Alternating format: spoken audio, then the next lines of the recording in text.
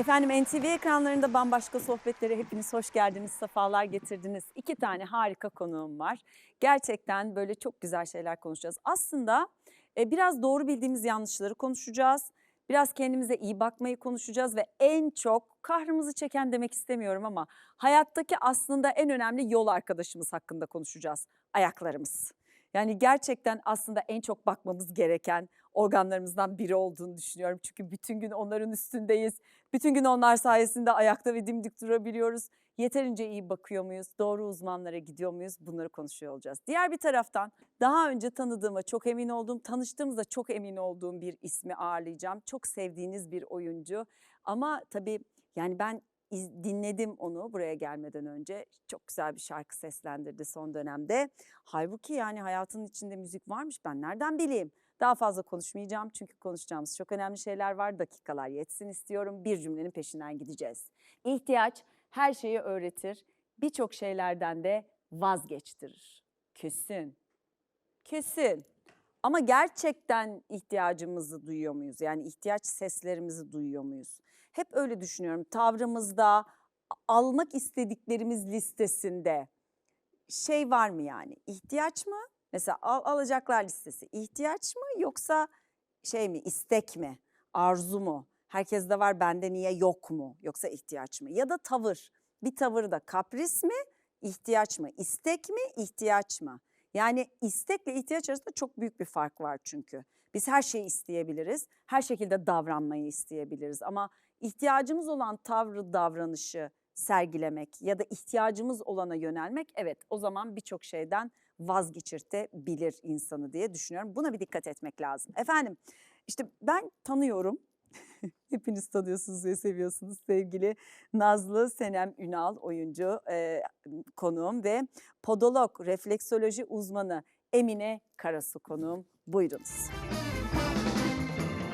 Hoş geldin. Hoş bulduk. Nasılsın? İyiyim. Sizi sormalı. İyi valla. Biz sanki dün buluşmuşuz. Hoş geldiniz efendim. Nasılsınız? İyiyim, sağ olsun. Nasılsınız? Çok teşekkür ederim. Ya dün buluşmuşuz da albümü ben bir şarkı söyleyeceğim demişsin de aman yap ya demişim.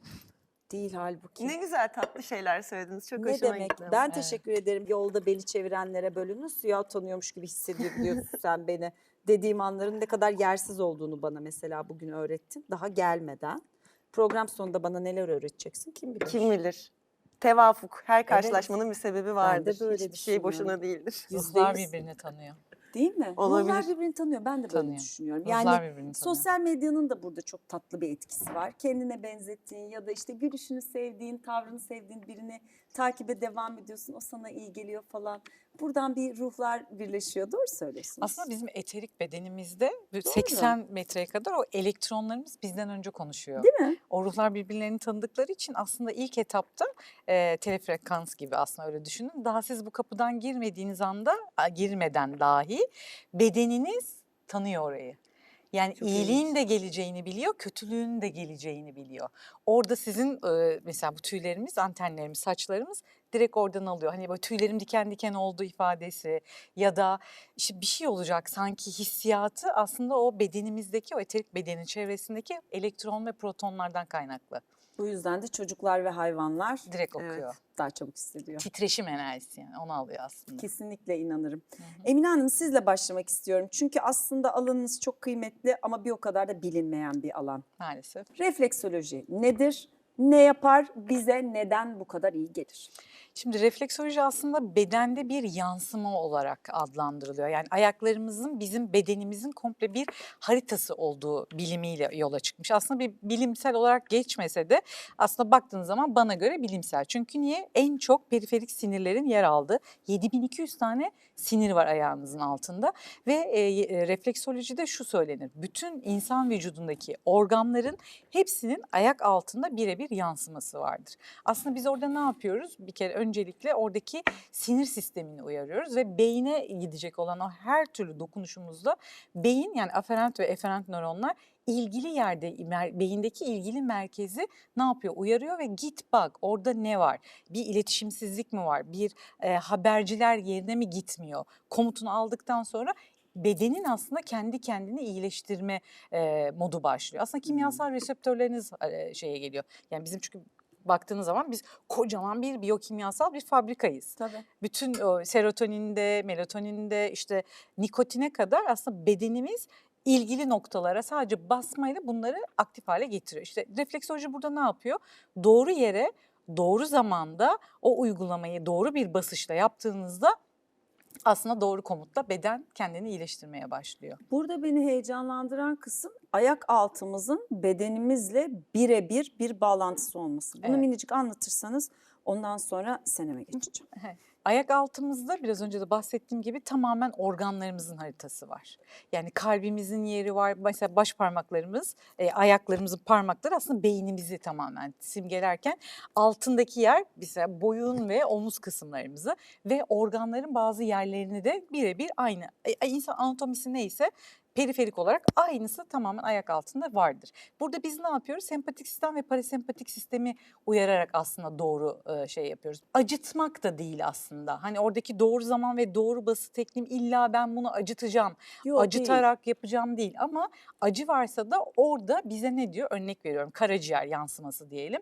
Dokunduğu zaman karaciğer bölgesiyle ilgili Sıkıntı. bir blokaj olabilir. Yani buradaki meridyen boyunca, buradaki enerji akışında bir sıkıntı olabilir ifadesini aslında bize Zaten söylüyor. onu öyle bir toparlamak isterim. Yani Hı hı. refleksoloji acıtan bir şey gibi algılamanızı istemem. Aksine bana ne kadar doğru bir şey olduğunu şöyle anlatmış oldu.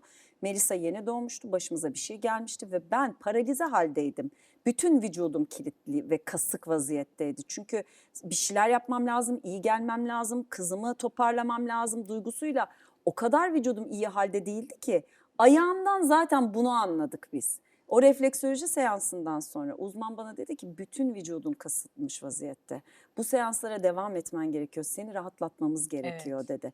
Dolayısıyla aslında siz iyi oldukça bu büyük bir keyfe dönüşen ama iyi olana kadar da evet bazı acılarınızla, blokajlarınızla, bedeninizdeki engellerle ayağınızın altından tanıştığınız bir şey bu. Bence bir bilim refleksoloji.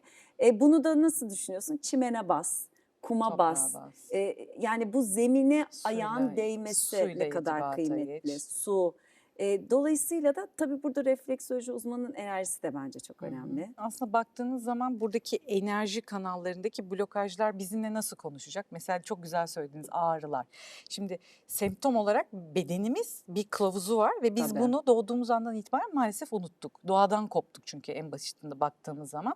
Şimdi ne yapacak? Ya ağrıyla sizinle konuşacak, ya uyuşmalar başlayacak, Tabii. ya ateş basmaları Ben buradayım olacak. diyecek yani. Diyecek Benimle ya, ilgilen çünkü evet diyecek. benimle ilgilen diyecek beden. Aslında biz o sinyalleri okuyoruz. Tabii. Onları okumayı bilmek çok önemli bu bağlamda. Ve çok Yaptırdın mı hiç Senem? Hayır. Ya ben ayaklarıma dokunduramıyorum niyeyse. Nasıl Aa. yaptıracağım bilmem yani.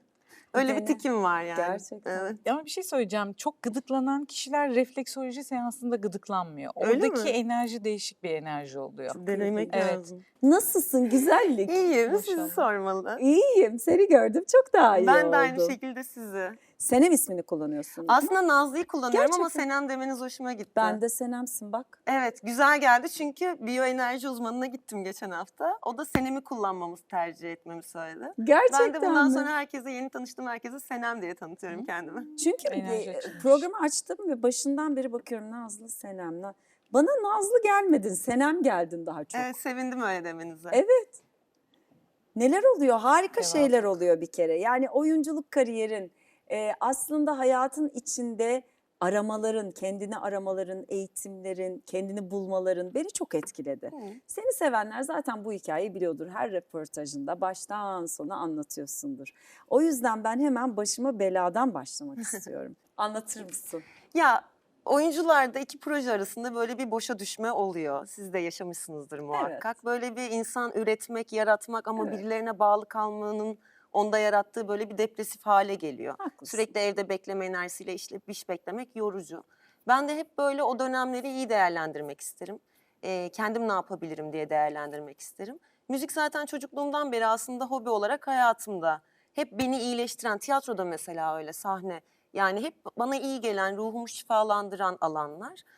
O yüzden de zaten biraz hiç profesyonel yapmayayım ki o iyileştiren alanda kararmasın. Biraz ondan tedirgindim Evet, açıkçası. profesyonellik olunca bir beklenti oluyor, maddi karşılık oluyor ya da işte bakayım yeterince izlendim mi, beğenildim mi, iyi miyim giriyor. Hobi kalırsa orada daha hata yapma alanın var, orada öğrencisin, çaylaksın. Bu bir risk gerçekten. Evet. Ama aldın o riski. Aynen. Bir de şeyler de oluyor tabii. Yani yine birilerine bağlı olmaya başlayabilirsin. Yani profesyonel olarak yaptığında. Çünkü bunun Tabii. sahnesi var. Orada da bir menajerle çalışman lazım. Yine onun dediklerini yapman lazım. Yine o programlara uyman lazım. Ne olursa olsun biraz hobiden çıkıp bu da artık bir işe Profesyonel. dönüşüyor ve eskisi kadar zevk vermeyebilir diye aslında biraz belki erteledim. Ama bu ara tam böyle hani bunu hayata geçirmem için doğru bir zamanda bence. Doğru zamanı beklemişim herhalde. Şimdi tabii ki masada bir mikrofon varsa programın sonunda senin güzel sesinle veda etmeyi çok isterim. Kendini hazırla diye baştan Tabii ki söylemek isterim istedim. ben de seve seve. Bu noktada aslında en merak ettiğim şeyi sormak istiyorum. Bir oyuncu olarak çok kıymetli projelerde yer aldın. Gerçekten böyle temiz, kılçıksız diyeceğim bir şeyin var, geçmişin var oyunculukta. Çok şık işlerde, çok güzel şekilde performanslarla bugüne geldin. Bu her oyuncunun başına gelmiyor. Şimdi burada bu kadar steril, düzgün, böyle ilmek ilmek gitti. Şimdi hiç bilmediğin bir alan ve hani yeni bir adım. Nasıl hissettin? Şarkı beğenildi. Evet, hiç öyle düşünmemiştim aslında. Ne oldu? Yani bende şöyle bir şey var. Ben daha önce de kendi yazdığım, bestelediğim şarkılar da var bu arada. Hep böyle hani bunu iyi yapayım yani hani güzel bir kayıt alayım. Sağlam bir aranje olsun ve Evet. insanlarla da paylaşayım içgüdüsünde oldum. Bu sefer de aslında öyle yola çıktım. Hani dijital platformlarda olur Tamam. ve ben yaptım tik atarım şimdi ne yapıyorum derim Güzel. aslında diye Sonuçta sosyal bakıyordum. medya senin istediğin keyifli üretimlerini paylaşmakta Tabii evet özgürsün. bana iyi geldiği sürece her şeyi yapabilirim. Ama burada tahminimden çok daha fazla bir karşılık Çünkü olunca çok güzel olmuş. şey diye düşünmeye başladım. Bu kadar karşılık gelince bir dakika ben bunu yapmaya devam etmeli miyim oyunculuğun yanında? Oyunculukla birleştirip işte bir müzikal falan olsa falan hayalleri İnşallah. kurmaya yeni başladım İnşallah. aslında. Ne güzel olur. Umarım. Güzel olsun. Her şey dilediğin gibi olsun. İnşallah.